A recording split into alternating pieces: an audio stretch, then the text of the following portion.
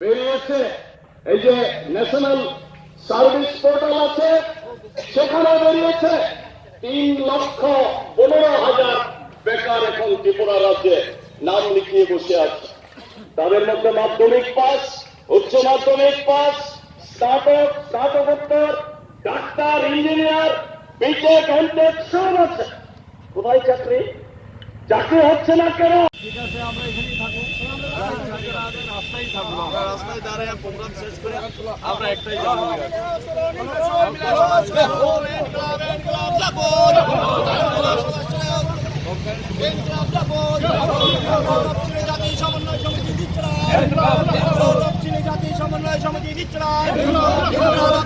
সমন্বয় সমিতি ডাকে আজকের জমায়েতে দলে দলে যোগদেন।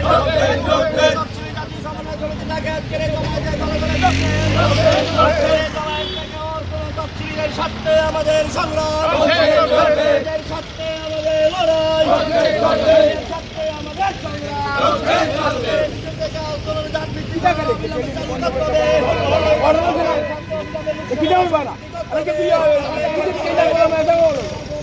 আমরা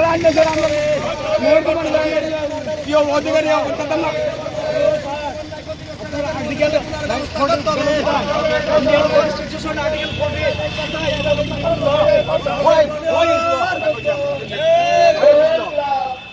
Where is law?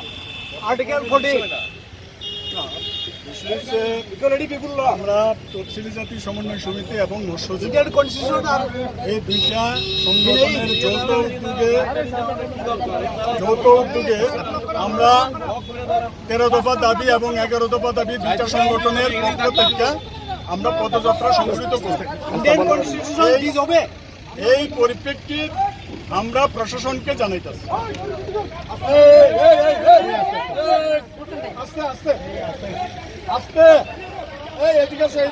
Indian constitution মানবেন না, ঠিক আছে? তো এই ডিমান্ড আর কিচ্ছু না। ডিমান্ডগুলির মধ্যে আপনারা জানেন, আমরা অনেক জায়গাতে প্রচার করছি যে আমাদের সংগঠন তীব্র তফসিলি জাতি সমন্বয় সমিতি এবং মৎস্যজীবী ইউনিয়ন এখানে 13 দফা দাবির ভিত্তিতে আমরা পদযাত্রা সংগঠিত করব।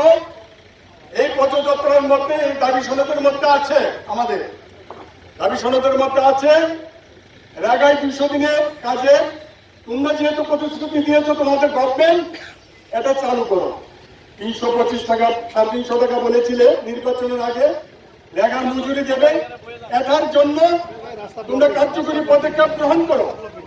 এবং মৎস্যজীবীরা এই যে গত ফ্লাড হয়ে গেল আগস্টে, ফ্লাডে সারা ত্রিপুরা রাজ্যের মধ্যে 8টা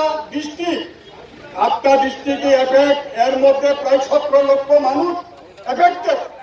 বিশেষ করে কৃষক, মৎস্যজীবী যারা